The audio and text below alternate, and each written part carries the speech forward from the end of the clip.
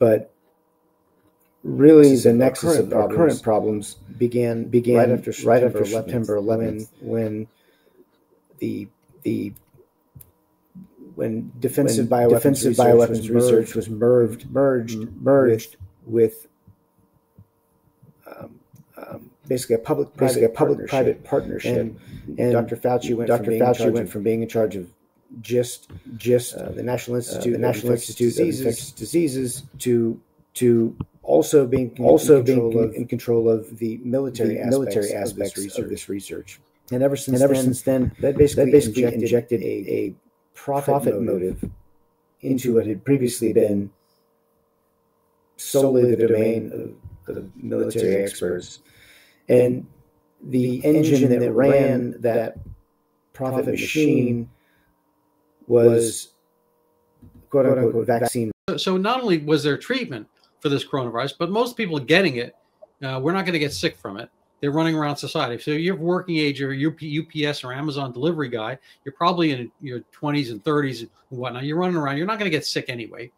And once you've had it, there's no reason to get the flu, to get that year's flu shot. There's no reason to get the corona shot. So not only was he turning down turning down the potential of on-the-spot treatment for your quote-unquote heart attack-like acute illness, if it were that bad, but the fact that you already had the coronavirus, and they were still pushing it years after the fact, and to call it a booster.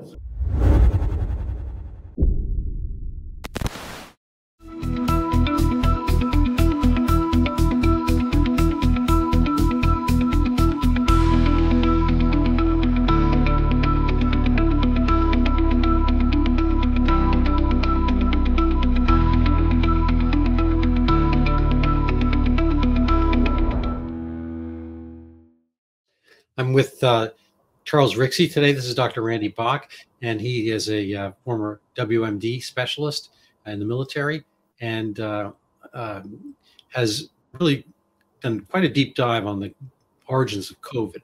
And I'd like to kind of go over our knowledge then, the old expression from the Watergate Commission, what did you know? What did they know? When did they know it? And so forth. Charles, can you help tell us what your role has been in helping to elucidate the origins of COVID and the kind of layers of cover-up that followed?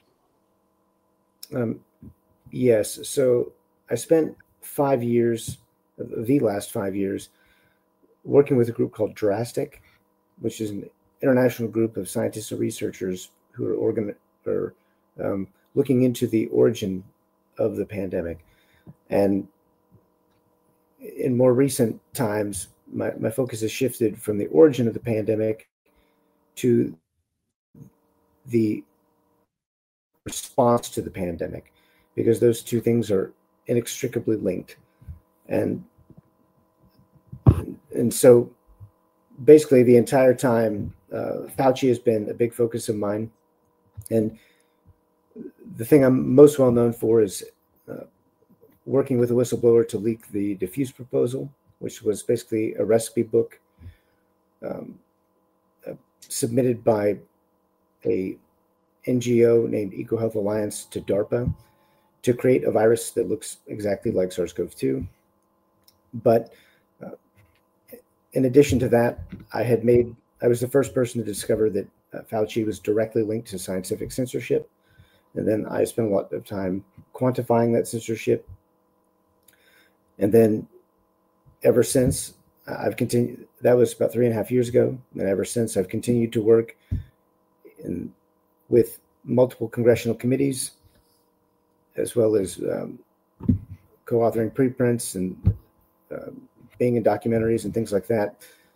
And so basically spent 5 years trying to expose what went wrong during this pandemic.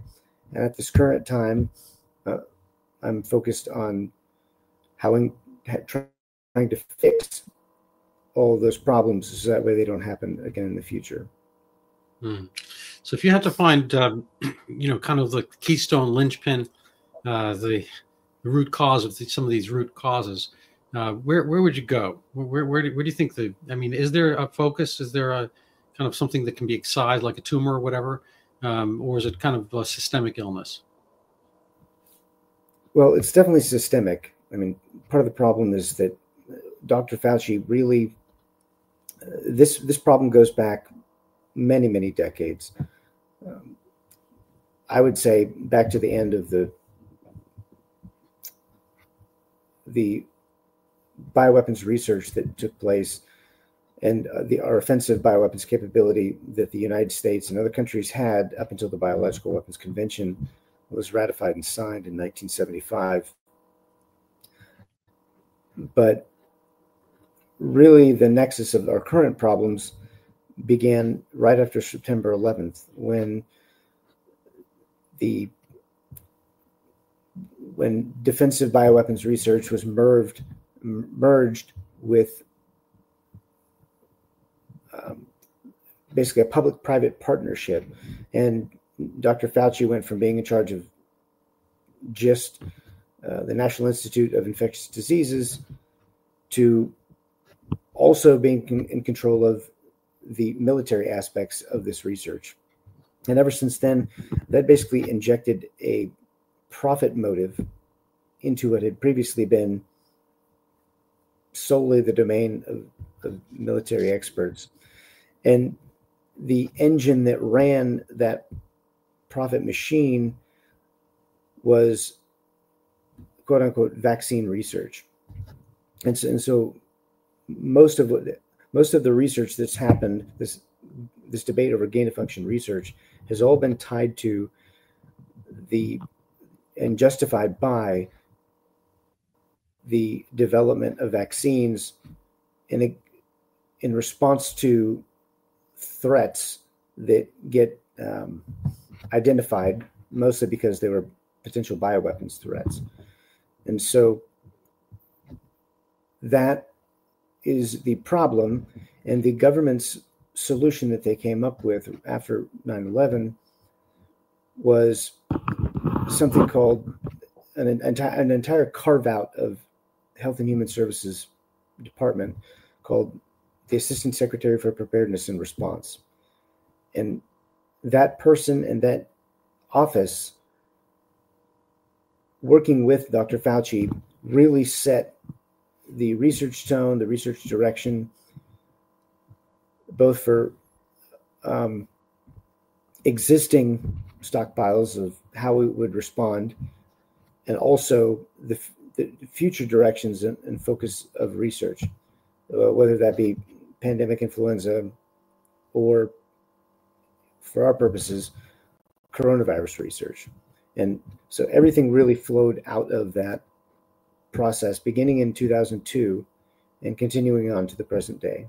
But everything from scientific censorship to the mRNA vaccines to all the really bad ideas on how to respond to pathogen arose out of this framework that was really solidified right after September 11th.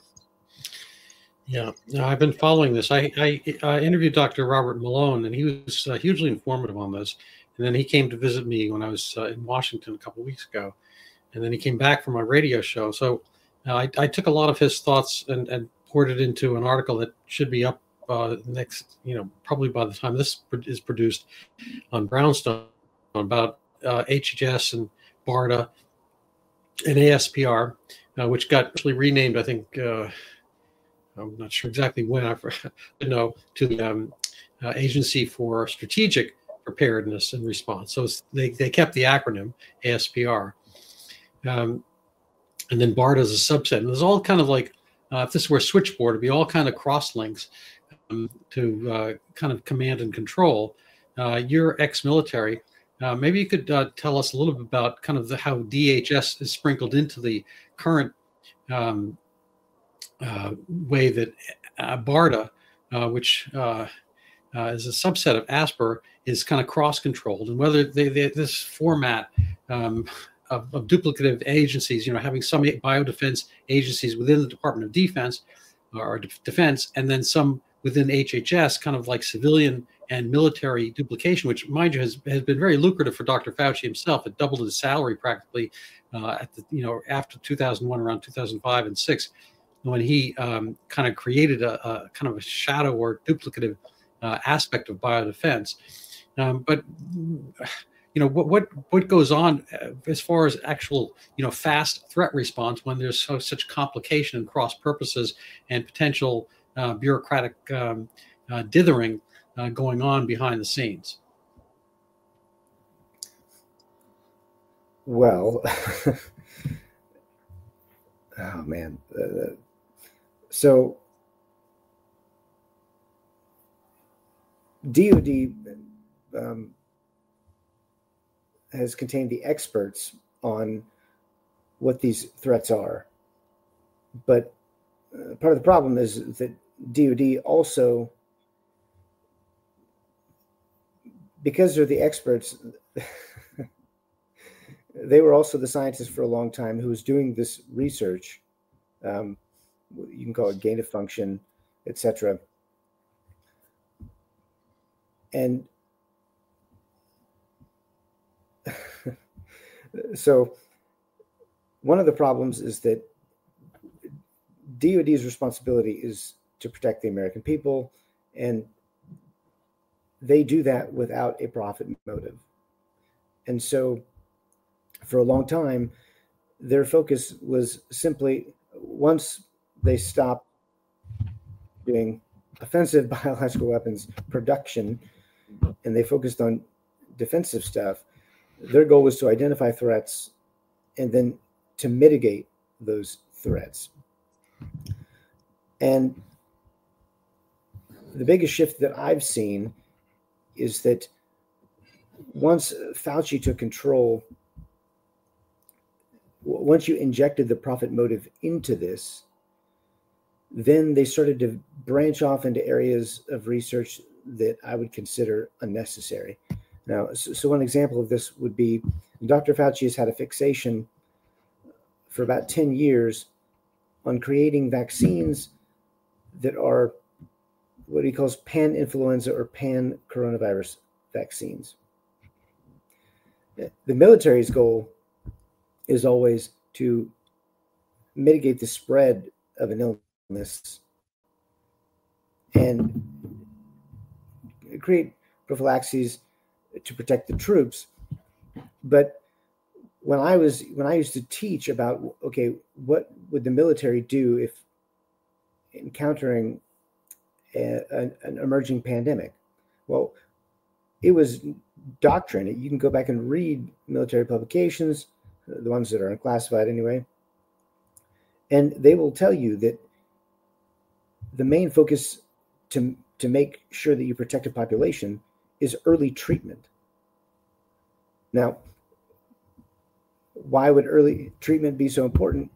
Well, if you're on a battlefield, for instance, you want to try to protect against potential threats by, yes, taking prophylaxis such as vaccines, but also having a focus on being healthy, a focus on making sure you're getting proper nutrition and vitamins. And then if you get sick, treating early. And of course, as you know, during the pandemic, there were a small rebellious set of doctors who focused on early treatments, and their patients had much better outcomes. Now, from a military perspective, that's exactly what you want, because if you're on a battlefield and you're able to mitigate symptoms of somebody who's starting to get sick before they get severe, then that person can typically get over an illness very quickly. Right. But if I liken it to the effect of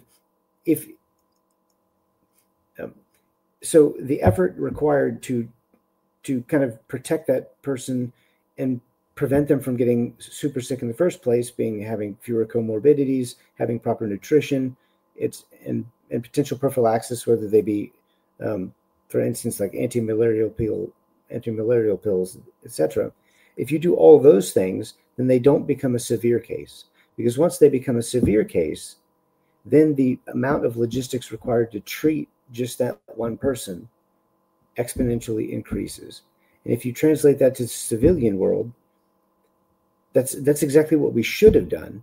Instead of locking down and then waiting for a vaccine to miraculously be the protective no, you cure. make an excellent point. In the military sense, you have to be able to be flexible and deal with multiple threats. You don't have the time factor.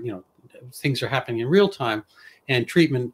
Vaccine. If you could have like a total umbrella protection against something, that would be better. But it takes potentially 6 weeks or 6 months or something like that, or potentially a year to develop the thing, and then it has to filter through the troops. And there's all kinds of logistical aspects and so forth. Where treatment, you can do ad hoc at the moment when it occurs.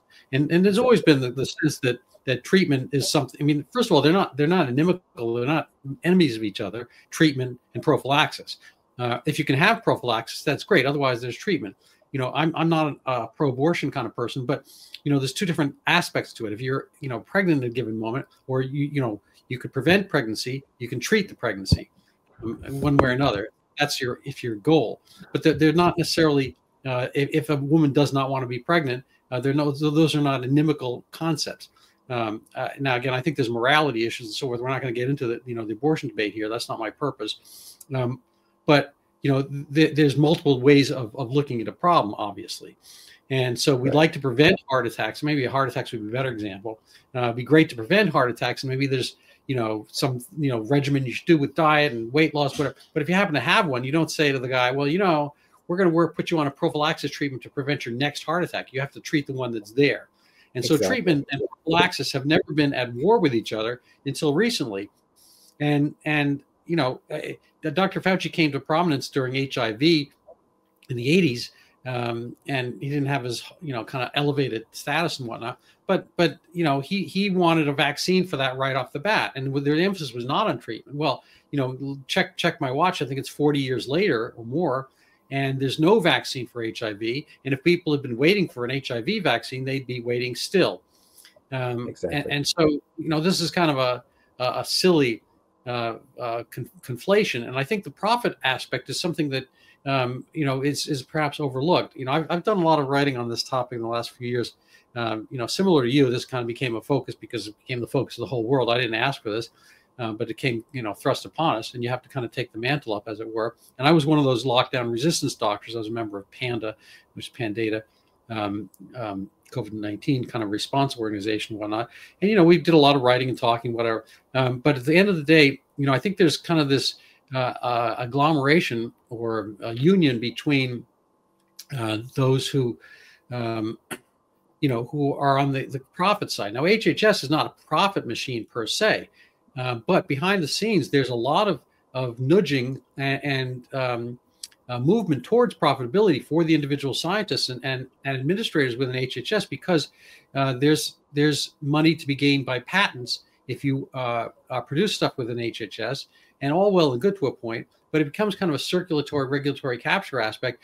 A lot of the money for the projects within HHS and within WHO and whatnot come through the pharmaceuticals, and they're getting their cash through vaccines. So if a vaccine, a very reasonable sinecure and a way to profit for pharmaceuticals right now, because of the 1986 NCVIA, is to have a vaccine rather than treatment. So let's say this problem out there, I don't know, whatever you want to call it. Let's say it's Giardia.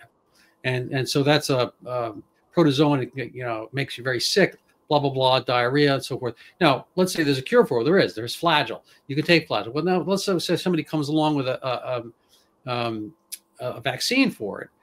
Well, that'd be great. But the thing is, if you make the Flagyl, you can still get sued if, somebody dies from, I don't know, whatever complications of Flagyl. But if you make the Giardia vaccine, they can't be sued because of the National Childhood Vaccine Indemnity Act of 1986. So the pharmaceuticals wisely have kind of emphasized vaccines. And it wouldn't be a horrible thing per se, except the fact that people start to put, on your car, you have a brake and an accelerator. If every time you press the accelerator and you killed somebody, you're covered for it. And every time you press the brake and killed somebody, you weren't covered for it. Well, people would be like plowing through, intersections. So because if they brake and they might hit somebody, they're going to pay for it. So it changed the way human behavior happens. if that's not redundant. And and we're left with this system where a Dr. Fauci, I call him Dr. 1.0. The earlier Dr. Fauci, let's say learning somewhat from his HIV fiascos and whatnot, wanted to listen to the public and so forth. And he went on a kind of a book tour mentioning his DNA of caring that he absorbed from his father's pharmacy and whatnot. And he's supposed to go listen to people. I mean, learn from the HIV, not listening to the core constituency, the gay men and whatnot. And he was never going to do that again. But lo and behold, during COVID, he did exactly that because he was kind of on his own little jihad towards a vaccine. And I think there's a lot of confluence behind the scenes of financial aspects within HHS, NIAID, et cetera, all these organizations to get their props, to get their cash payout through some of the, and not only that, but to get board seats afterwards, as Scott Gottlieb did on Pfizer afterwards. So there's kind of like a hand in glove aspect, iterative process towards profiting. So I think you bring that interesting point up about that. The DoD, I don't know if it had the same formulation and whatnot, but I'm not opposed to profit. I like money. I think money is a good lubricant for everything we want to do, and I'd like to get some money from whatever. But there has to be kind of, I think, a more greater transparency and a leveling of the playing field for vaccines versus other treatments.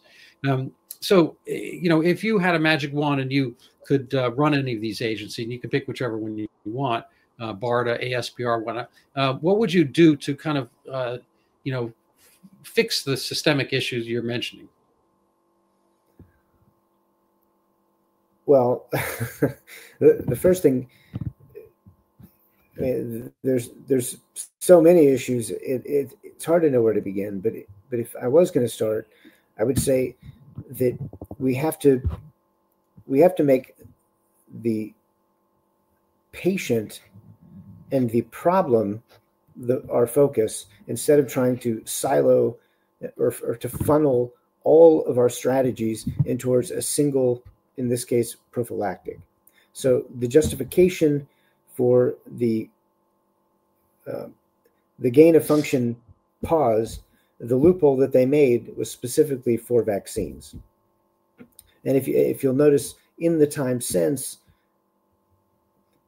all they've done is focus on, as you correctly stated, specific therapies, so like remdesivir, or prophylaxis like the vaccines that they used, and they completely disregarded early treatments and other treatments that weren't patentable or that already left their patent. So, of course, everybody's familiar with hydroxychloroquine and ivermectin, for instance. But there was also other drugs that had been in the pipeline that were known to work against this class of viruses, such as fusion peptide inhibitors. And that's just one class of antivirals called antiretrovirals. But they knew and had been testing for more than 2 decades this class of drugs on coronaviruses. They knew that they were effective, especially treated early.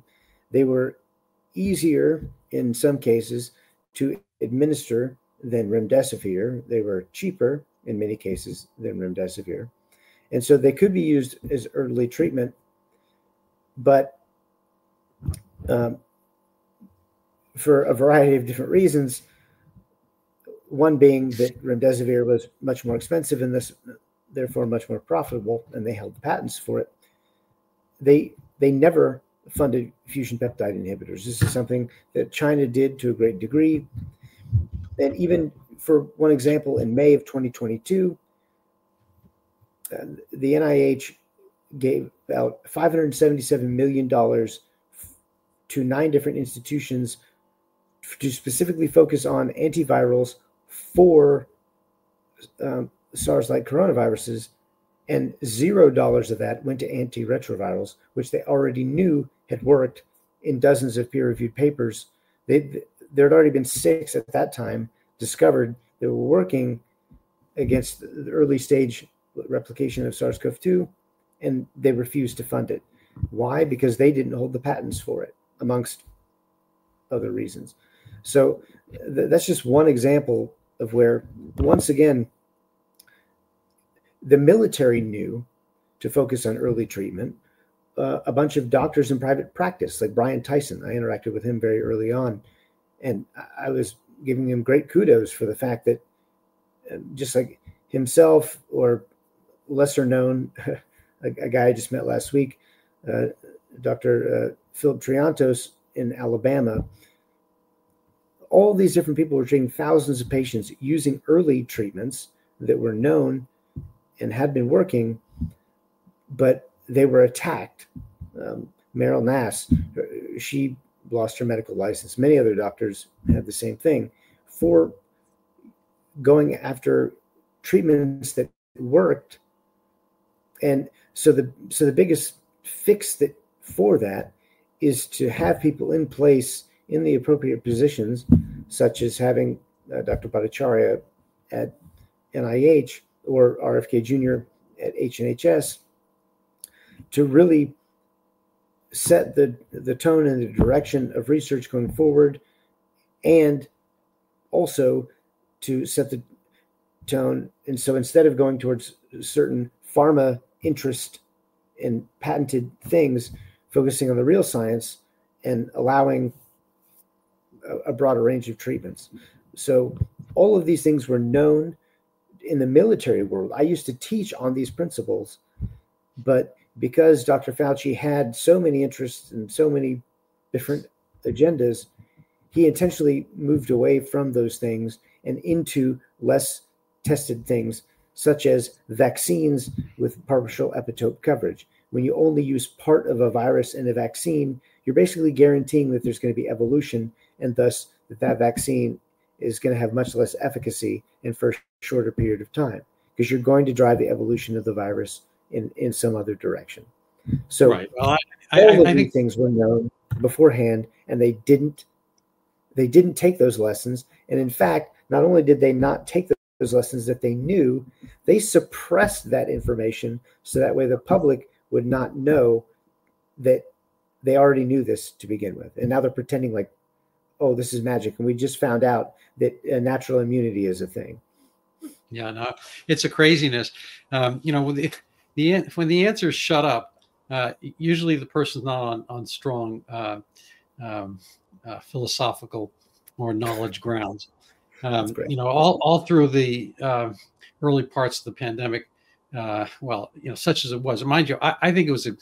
I think the whole pandemic aspect was exaggeration. I think a lot of it was mobilized as a political Trojan horse, and the real virus, in their view, I think was Donald Trump's presidency.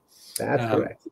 So that's my theory, because the data were there from military ships out in off in the Pacific, off the coast of Asia and whatnot, that had bouts of coronavirus.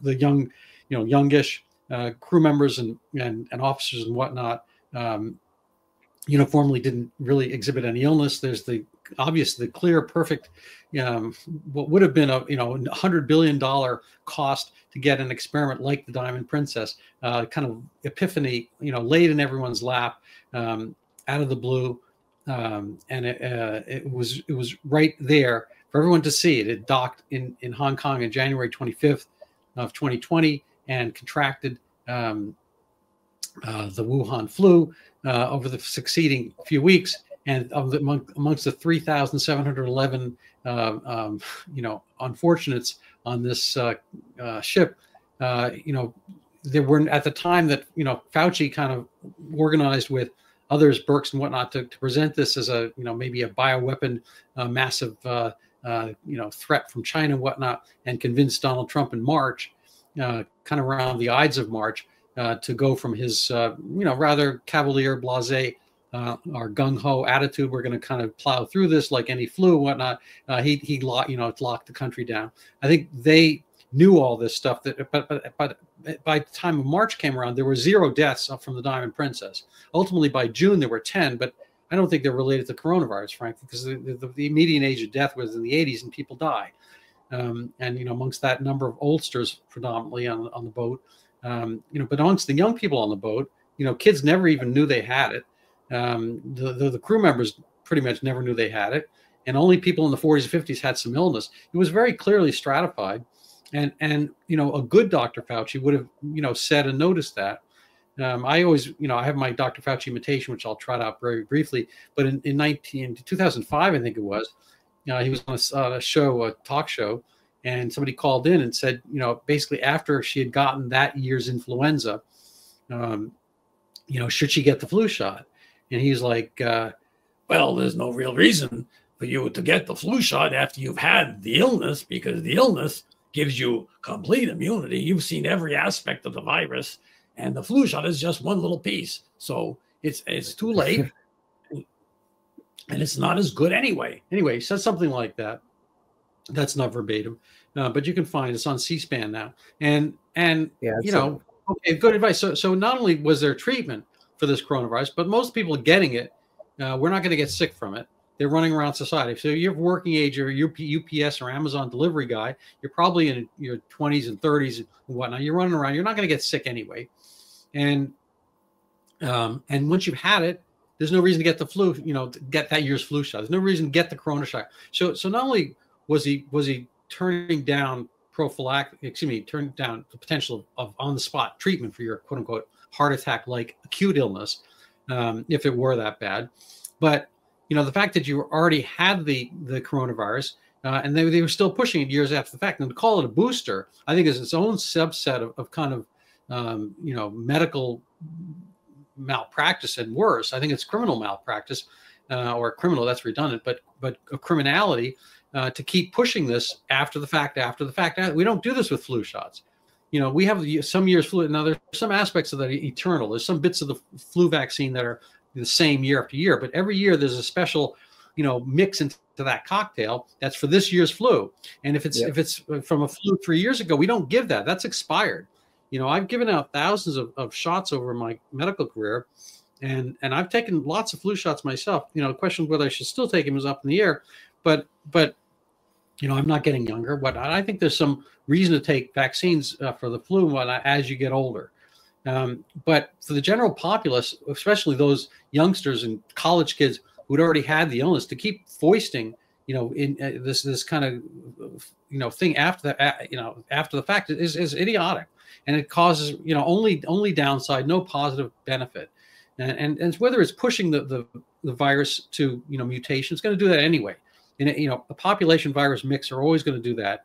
And all these things, they come in, there's old expression, what winter comes in like a lion, leaves like a lamb. Well, that's pretty much what viruses do. If they're respiratory, they're going to acclimate to, to humans. They're going to start out as zoonotic, gangbusters, and then it can turn into like common colds, which my example is in the wild, they're wolves, and then wolves don't depend on the human population. They can go in and, carry off a baby. They don't care.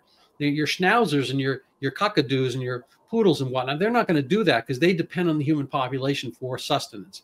And so similarly, common colds, used to be wolves. They used to have that wolf aspect, but they've acclimated. In order, you basically, as a virus, you don't get to choose. You're not a sentient being, but basically, numerically, they have to choose between being virulent, dangerous, and transmissible.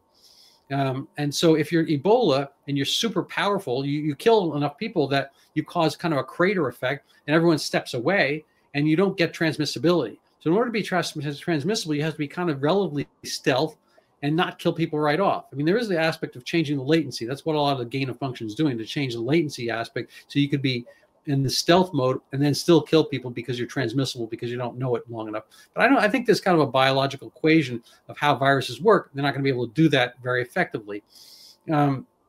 So anyway, that's just I apologize for my 2 cents on the topic, but I just think that so much of this was fatuous, and you probably can't say fatuous without Fauci these days. Fatuous. And so he got a pardon, but pardon me, it doesn't really work. I don't know, whether he can be pursued. This is, I don't know, it's probably not true, but supposedly Putin, for the Ukraine deal, wants to get Fauci extradited for crimes against humanity, and so forth, which would be an interesting thing, because I don't think his pardon would work over there. So that's great. Leaving my little diatribe aside, are there say people who don't have pardons, who would be in the crosshairs of any future investigation, or are we not going to bother with that kind of thing? Well, so yes, there is. First, I'll say that you mentioned like the fact that the Diamond Princess. Well, I went through more than 150,000 pages of FOIA documents, and more than half of those were involving a group called Red Dawn. And this was a group of DHS, DOD, included Ralph Barrick. So a bunch of experts, health experts, who were talking behind the scenes in the early days of the pandemic about, okay, what are we going to do? And you can see, so first off, I'd start off by asking these people, because they were identifying very early on that the age stratification of the cases and the severity of the cases being in the very old, they identified that very early on. They identified the fact that most of them would agree with what Dr. Bhattacharya in his Great Barrington Declaration said, where we should have we should focus on protecting the people who are most at risk. And in this case, it would be, people in nursing homes, for instance. That would have been logistically, financially, exponentially less deleterious on our economy, on our social situation. And the example, I used to teach this, so the understanding that the viruses have to choose between, they generally go down in pathogenicity over time in virulence, because you want to make that, they want to sustain themselves, and if they kill the host too quickly, then they can't do that. And so all of these things were completely understood long before the pandemic, but they pretended that they didn't. Now, when it comes to the people who are at the head of this, yes, Fauci's pardon does exist. I do think it's interesting that it's backdated to 2014. There's lots of theories about why that is. I think it has to do not just with the gain of function debate, but with the Ebola outbreak. But that's a question for another time. There are plenty of other officials. Well, so first of all, I would say that yes, Dr. Fauci he can be subpoenaed by the International Criminal Court, which is what Russia is trying to appeal to and to provide the subpoena for him. But there's a variety of other officials. And there's one in particular, his name is Chris Hassel. He was former head of BARDA. And at the time of the pandemic, he was the chief scientific advisor to the ASPR, to the Assistant Secretary for Preparedness and Response. And in his position, he was the chair of what's called the P3CO committee.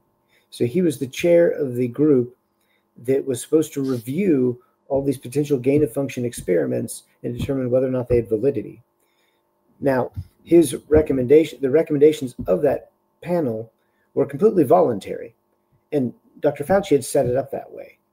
And the caveats that he made were that it was okay to do gain of function work as long as you were working on vaccines for, in this case, H5N1, but ultimately for SARS and a few other pathogens as well. So why is that important? Well, on February 3rd of 2020, in a much less well-known teleconference, this is one of the things that I discovered, and the reason why Congress initially reached out to me was because at this teleconference, you had Fauci, you had FBI agents, you had the head of the national academies, or members of the national academies, all talking. And you had Kelvin Drogemeyer, who was the OSTP chair. So he was the chief scientific advisor to the president of the United States. And he and Dr. Fauci and this Chris Hassel person led this teleconference with all the implicated scientists, where the stated goal was to combat misinformation related to the origin of the pandemic. So this played a key role. So everybody knows about the proximal origin paper and the teleconference that took place 2 days earlier. But this teleconference included the implicated scientists and had the same goal. And so those are other people that I would also target, because we know that Kelvin Droegemeier, for instance, as the chief scientific advisor to the president, hid information about that meeting from the president. So his own chief scientific advisor was helping Fauci to scrub all the links between the NIH's research, the NIH and USAID, who's really in the news right now, all these U.S. government DoD and H&HS links to the research that was going on in Wuhan. So officials like that, Kelvin Droegemeier or Chris Hassel, who once again had been the head of BARDA prior to Rick Bright.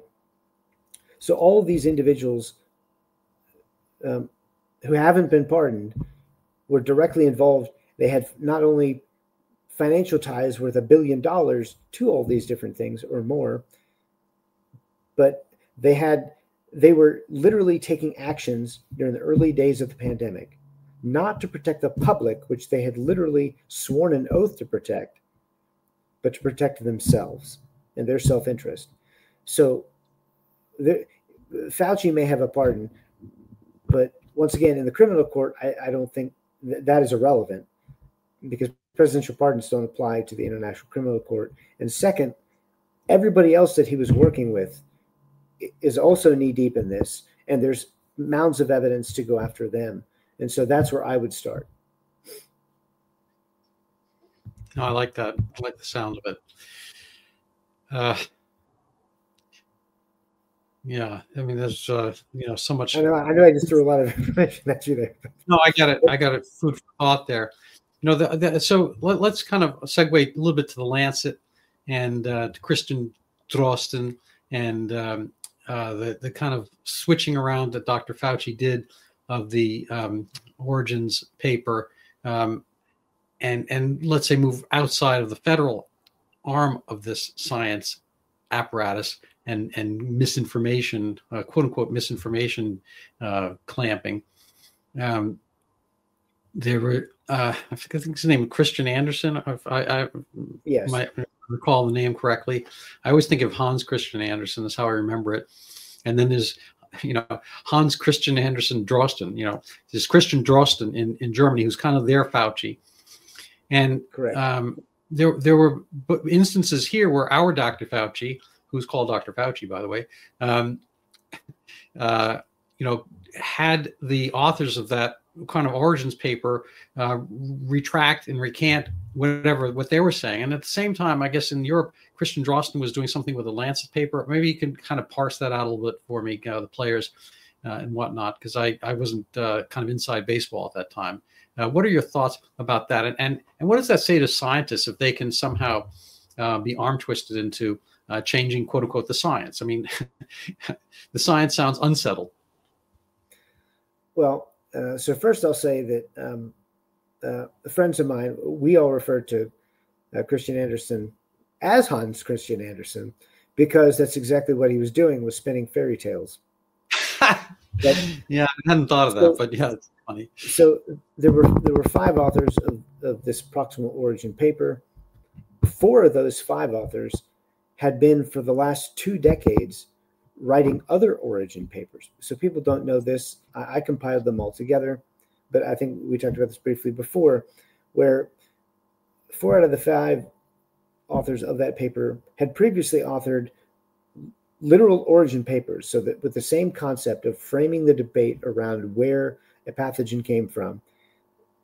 These same authors, Robert Gary, Christian Andersen, Andrew Rambo, and then, my brain's dying on the other ones. And then, in addition to that, they had people like Jeremy Farrar and Anthony Fauci who were also writing these. But amongst the pathogens they wrote origin papers for included HIV, Gulf War syndrome, Zika virus, H1N1, and MERS, and Ebola. So the Ebola Zaire outbreak that took place in 2014, they were involved in writing that. And 2 of those authors, Christian Andersen and Robert Gary, they were co-leaders of something called the Viral Hemorrhagic Fever Consortium, which was running a lab in Kanema, Sierra Leone in 2013 and 2014. And magically, that lab was basically at the geographic center of the Ebola outbreak. Now, they claim that the outbreak started like, I want to say 150 kilometers to the northwest or northeast in Ghana next door. However, for reasons that were never explained in public, in May of 2014, so not long after the first official cases of Ebola came out, the government of Sierra Leone kicked out the Robert Gary in particular, and they forced out Robert Gary, who was working at Tulane, Christian Anderson's group, and Metabiota. So Metabiota being the pandemic data analysis firm that was gathering a bunch of samples from around the world with these other groups, and whom Hunter Biden was, through his Rosemont Seneca firm, was one of the main investors into it. So, and that goes into ties into Ukraine biolabs as well. But nonetheless, so all these bad actors who were right at the scene of different crimes and wrote the narratives later in 2020 were tasked by the exact same people, were tasked by Anthony Fauci to write the narrative on where the COVID outbreak came from. So right off the bat, you can see that there's a 20-year record of the same exact people covering up NIH's messes all around the world and spinning the outbreaks as a way to justify further funding for their vaccine or their therapeutics. Right. Under patent. So it goes deep. I own a property north of Boston, and I had my medical office there for decades. And early on in the 80s, I believe late 80s, there was a whole series of windows that got shot with BB guns. And the glass company has to come in and fix the whole street. You know, it's a payday for the glass company. Well, at some point, it turns out they found the guy with the BB gun, and he was paid by the glass companies. And this is apparently not an uncommon thing. You know, there's a book by David Osborne, which Bill Clinton, during his presidency, said he would follow very carefully. It's called Reinventing Government. And the thesis of the book was that a lot of state agencies exist because of malfeasance. And they're not discouraged from eliminating the malfeasance because that would threaten their own jobs. So the example he gives is the firemen, say, you know, perversely, you know, if arson disappeared, you would have, you know, need for fewer firemen. And frankly, that has happened to a greater extent for other reasons, because we have addressable alarms and other, you know, computerized aspects of our fire prevention, as well as better code and whatnot. So there's actually a tenth as many fires as there were in the 1980s, for instance. We actually have the same number of firemen. So there's a whole kind of union ballast and whatnot that kind of prevents the shrinkage of government jobs and so forth. But, you know, the point of the book and whatnot is to disalign, is to incentivize the policing forces and the fire and whatnot to want the crime, fires, whatever, to decrease. Because, you know, frankly, and to take away the threat of their own jobs by doing good jobs. So if the policeman somehow could get rid of all crime through prevention, education, blah, blah, blah, and people were perfect citizens, you wouldn't need policemen, say. I mean, you know, I imagine there are fewer policemen per capita in Martha's Vineyard than there are in, you know, parts of New York City and so forth, because you don't need them. And you know, maybe there's a place where you don't, you know, anyway, you don't need certain things where you don't have that problem. We don't really have, you know, an earthquake prevention force here. Maybe they have one in California or Hawaii. I have no idea. Or volcano prevention. We don't have that here. But the oddity is that it seems that, you know, part of this is kind of the fear mongering is profitable. And that, your business model in some of the HHS and whatnot, again, it's part of the government, but there is kind of this ancillary, hush hush aspect where scientists can, profit on the side from their patents being awarded, or being taken up by the pharmaceuticals. There's kind of this unnatural, maybe natural confluence of interests. And if they can drum something up, well, there you have it. I've written on Zika, and I started actually before this pandemic, so I'm a pandemic ahead of everybody. And I had a little of my sensors and spidey sense about some of the malfeasances or aggrandizements earlier on, and I think that helped inform me. I wish everybody had gotten on the Zika bandwagon beforehand, so they'd be a little bit more cautious about taking whole cloth what people say within the public health establishment. But I think Zika is a real dengue virus, and microcephaly is a real but very rare kind of statistical assessment of head size and potential future cognitive decline or absence, whatnot. So they're both real things, which just so happens that one has nothing to do with the other. But even now they are still working on a Zika vaccine, injecting and infecting women in Baltimore at Johns Hopkins, to make a Zika vaccine. And I think there's a lot of financial impetus through Sanofi and I believe Moderna and whatnot to get a Zika vaccine out there. Now they've kind of, the virus has not cooperated by being real, but that hasn't stopped the impetus. And once it gets onto the vaccine registry, as it were, and it gets to be one of these super proof things, the kind of the stamp of approval from WHO or the CDC or whatnot, then it's going to be kind of mandated for everybody around the world forever, and it's never going to stop. And then once it's out, they're going to presume that it disappeared, not because of the stuff I said, but because they fixed it. And I think once a vaccine is out there, it's almost impossible to unvaccine it. And once it's mandated, it's almost impossible to unmandate it, because everyone's like, oh my God, what will happen if we get rid of the MMR? What will happen if we get rid of we'll all be, suffused with illnesses. And so we'll go back to the dark ages. And I still I'm holding out that vaccines are a reasonable proposition, but it just depends on how much. It's like the answer to, almost any question is it depends. I'm not anti-clothing. I'm wearing some right now for the sake of propriety and warmth and whatnot, but I don't wear the same set of clothing to go play tennis. I don't wear the same set of clothing to go swimming. So I don't wear my swim gear, out in the snow. I'm going to be shoveling snow later today, and I'm not going to wear my shoveling snow stuff to go to the beach this summer. So, you're not anti-clothing if you get rid of all clothing. The question is how much and for whom and when. And so the vaccine schedule, regarding coronavirus for a 2-year-old is different from a 92-year-old. And it's different between a 40-year-old, guy working from home from a UPS guy. I mean, the whole purpose of this stuff is to tailor things. And if you don't have that, there's no sense in having the little, where's my thing here? Having the little initials after your name. If you can't do medical diagnoses, and then you shouldn't be a medical doctor. It should only stand for MD, medical, mental disease or mental deficiency. Just keep the initials and change what it means. But this kind of like, thing where people kind of go in waves.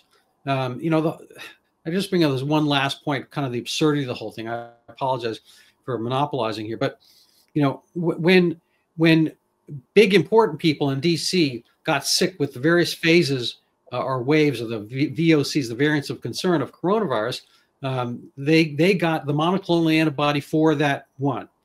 So, if you got sick, let's say you were, I don't know, head of HHS or whatever, and you got sick with Delta, at some point in whatever that was, I don't know, November 2020 or late, I can't remember the exact date, whatever. You got the monoclonal antibody for Delta. You got the specific treatment for that one.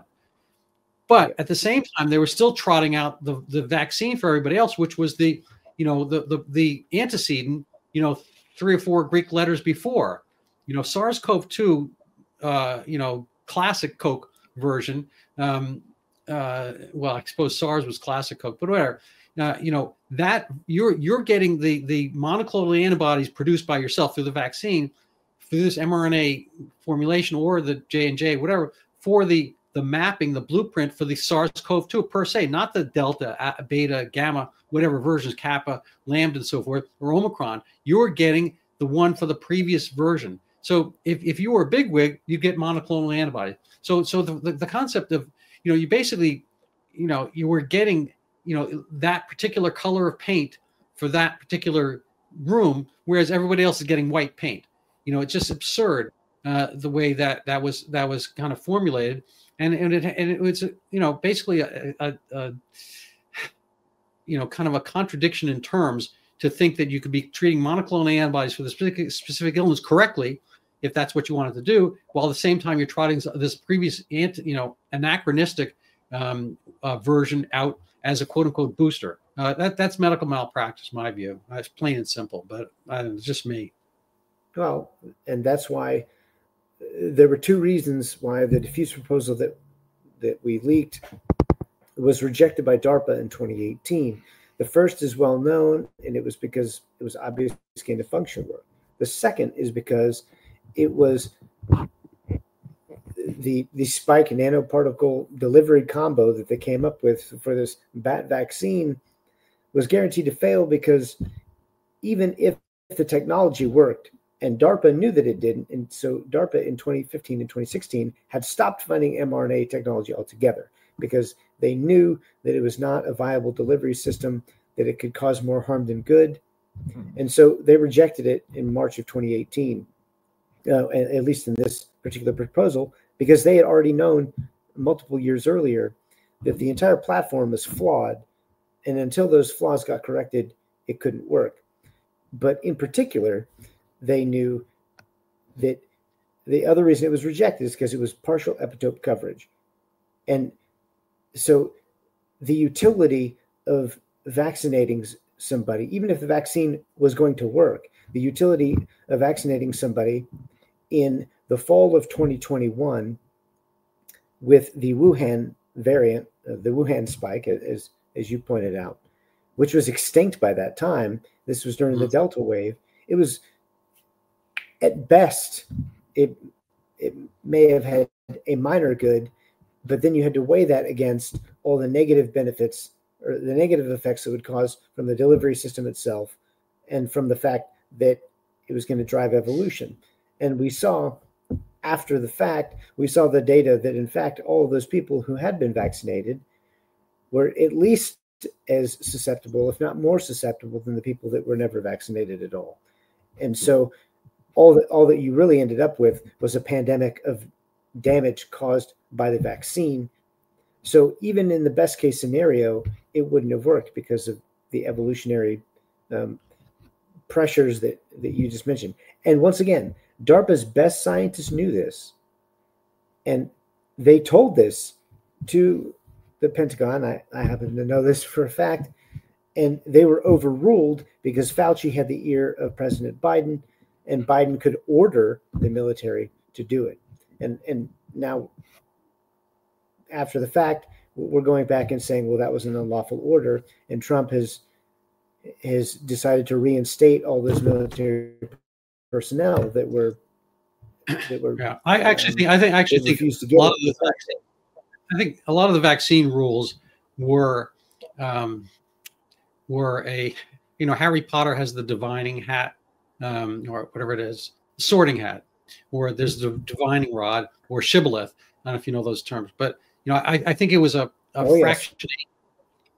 It was basically like what we do when we spin things down. You fractionate and you get the different layers. I think it was a way of cutting out people in the military who were not,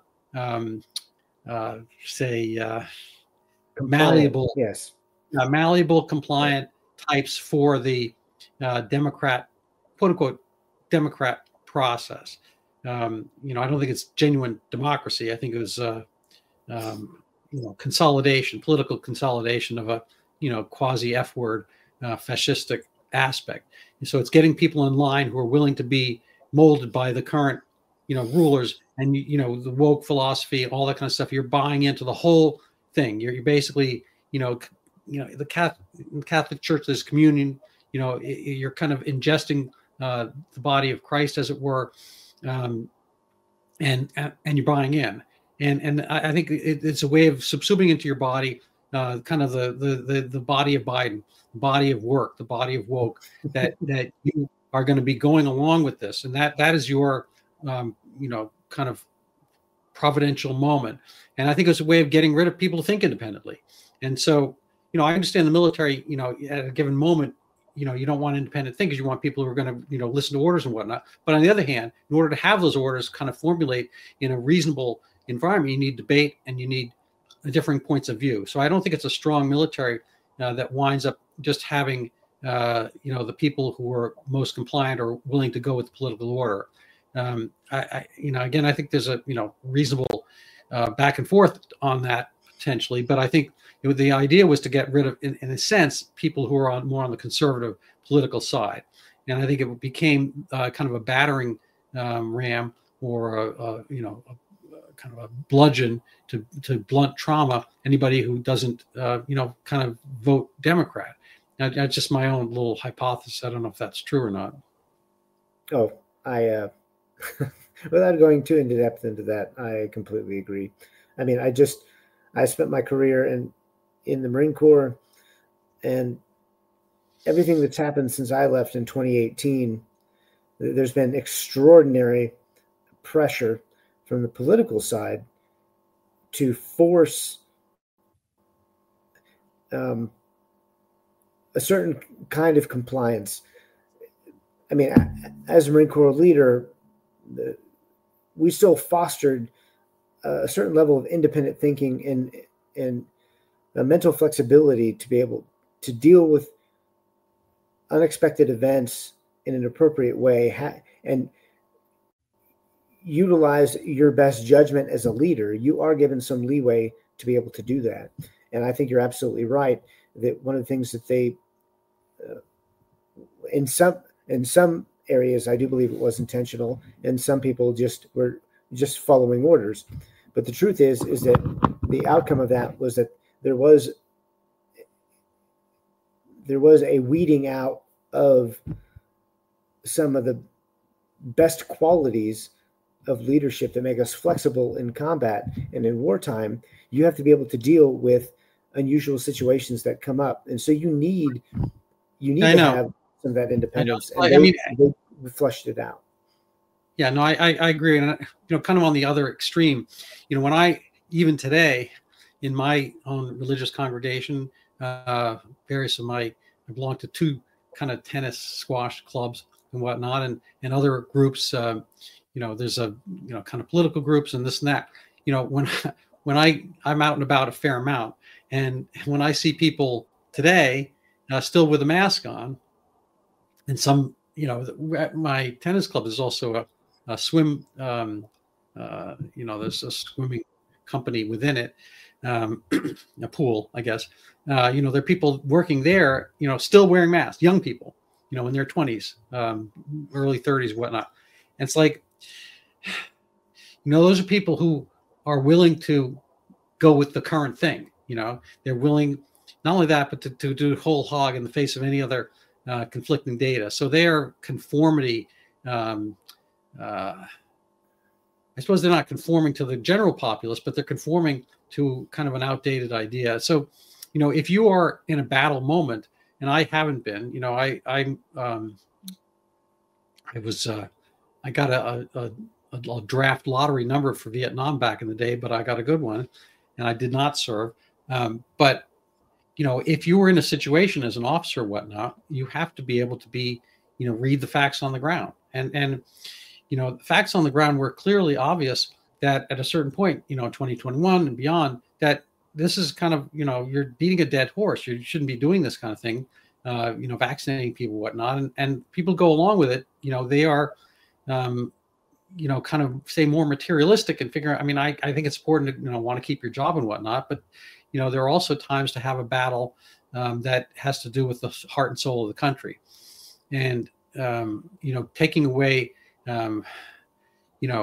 kind of science, taking away free and open debate was core to what was happening then. That's why Dr. Bhattacharya, fortunately, is being elevated now, because he was able to stand up and not buckle under to the pressures and so forth. And clearly, again, it's the real viruses. I think in a lot of hearts and minds and aspects of what was done was say Donald Trump, and again to a lesser extent Jay Bhattacharya and whatnot. Those are the viruses that had to be gotten rid of. There were they were free thinkers, and they were not falling into line with what's known as kind of the swamp, the deep state and whatnot. And people denied it for long periods of time that there was one. And then I think the New York Times in more recent vintage, Bill Kristol and whatnot, have come out and saying, we like the deep state. That is the ballast against, tyrants like Donald Trump, tyrants who want to reduce the size of government, tyrants who want, give people back their money, tyrants who want the state to be diminished, et cetera. Not your usual kind of tyrant. So it's kind of like a funny situation. So, I think the whole virus aspect is actually in the body, but in the body politic. It's part of our lifeblood of our system running through the veins of our country, but philosophically. So I think we have kind of a higher level meta body of souls and minds working together for good or for evil. And when it gets, I think almost ipso facto, when you're again, when the answers shut up, then that is the wrong side. That's the side that cannot broach debate, cannot countenance differing opinions. Well, go screw them, in my view. And H.L. Mencken kind of sardonically 100 something years ago, he was kind of the Mark Twain of the early 20th century. He said democracy is the concept by which the people vote for what they want, and they deserve to get it good and hard. So that's kind of the cynical view. But I think we're maybe seeing perhaps the inverse of that. People voted for what they want, and they deserve to get it well. And the people who didn't, who don't, they call themselves Democrats, but they don't actually believe in democracy. They don't believe in kind of the essence of our American Revolution, where people, have individual liberties and so forth. Well, they can go pound sand for what I'm feeling, and maybe, do it sometimes with orange jumpsuits, perhaps, because that's another type of clothing. Anyway, so Charles, any closing words as we round out our hour? Well, I'll just say that we are in the process of excising some of the tumors that have metastasized within our institutions. You mentioned Bill Kristol, and we now know just this week that Bill Kristol was one of those thousands of journalists who is being partially funded by USAID, by one of our own government institutions, which was sowing discord and especially interfering in our elections, controlling some large minority, if not a majority, of all of our media through $60 billion of annual budget, a lot of which was going, in one case, I can't remember if Bill Kristol works at the New York Times, but just in the month of October of 2024, the New York Times received $4 million from USAID in order to fund, well, we can draw our own conclusions, but that's when they were attacking Trump most vociferously. Yeah. So there is a virus inside the politic, and I'm heartened by the fact that there is a movement to at least clear out a portion of this. And so Bill Kristol is a great example to end on, because he is just one, he's just one of the voices that, if he wasn't being funded by the enemies of our actual republic, then there would be a lot less noise in the negative direction. And so I think there's reason for optimism moving forward. I do believe. Yeah, I agree. Actually, I like to say, when people insult Bill Kristol, I actually like Billy Crystal. But Bill Kristol, is the progeny of Irving Kristol, who was a kind of early neocon and so forth. And I think Bill Kristol's a bright guy, and I've actually met him ages ago. And he might very well have the same opinions regardless of support, but I think they were exaggerated. I think, he didn't work for the New York Times. He had the Weekly Standard a while ago, and I think now he's in the Bulwark, or the Dispatch, or one of those things. But he had his own venue. but a lot of these, and I'm not sure about the $4 million one. I've seen that on X, and I think that's might be wrong. But the New York Times, a lot of these organizations got subscription money, but it hugely advanced during the Biden era. I mean, there's some argument that some places we're going to need New York Times subscriptions in order to be knowledgeable. So at State Department they need a New York Times subscription, maybe whatever. So some money is going to go to these organizations. So there's some baseline that has happened over the years. But I looked at the numbers, and they clearly jumped up during the Biden regime, and they jumped up to a lesser extent during the Obama regime. So there's a lot of that. I think there's also kind of a second aspect through the culture where this money kind of, I see the whole thing as, ever go to a wedding or we have one of those chocolate fountains. You ever see those things? Oh yeah. So I see the whole USAID as a chocolate fountain, and everyone's kind of dipping in. If you're invited to the party, you're dipping in, and there's just like no end. The chocolate keeps kind of flowing out, and everyone's kind of dipping in and having a great slobbery, chocolatey time with it. And that's kind of how our money is. We work hard, and it's a little bit like an oil well, I guess it looks like it. And so it's gushing out chocolate, and everyone's kind of absorbing the chocolatey goodness at our expense. And it's a sadness because they're having a great time. They're in the party and we're not. And they're both literally and figuratively in the party, capital P, Democrat Party. So if you're going along with it, you get the chocolate. And if not, then off to bed with you or worse. And, kind of the other part of this, kind of the unequal justice aspect, George Floyd rioters kind of going scot-free, and January 6th, kind of like, grannies and whatnot, marching respectfully, 98% of them or more through the Capitol, getting, criminal records. It's all kind of a sadness. Anyway, so I'm going to pop up here for our viewers your X page so people can find you. I think it's easy enough at sign Charles Rixey, and they can catch up with you through that modality. Equally, if they want to help support my video cast and work, let's see if I can find it here. Let's see, I'm pressing the wrong button. Here we go. It's got a picture of me on the cover. Here, it's a book called Overturning Zika, the Pandemic That Never Was.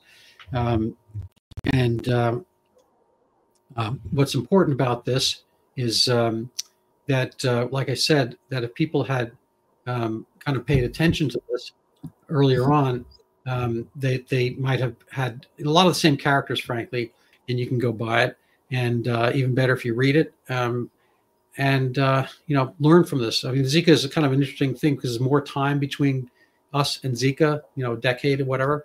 And people can see the lessons. Dr. Fauci pushed for this. He actually, basically stole money from cancer and diabetes research in advance of any money being appropriated to Zika, so he could twist the arm of Congress to push Zika by saying there's no money for cancer. One, because he already taken, he kind of moved, like that 3-card Monte or shell game, whatever. He kind of moved the thing from one place to the other. And so there was a lot of shenanigans and whatnot, and a lot of the NGOs were pushing their own separate political agendas during Zika to get abortion constraints overturned throughout Catholic, historically Latin America, and they wanted zero population growth, and they were told women not to have any babies. It's kind of a whole mess that people don't think about as much anymore. It's still in the news down there, and kind of gets dredged up still for funding. So I think there's a whole if I had my little magic wand, I would probably stop that. Anyway, thank you so much, Charles. Any last words? No, that's it. All right. Well, thank you for being on. Hang around just for a second, and but we're going to say goodbye to everybody else.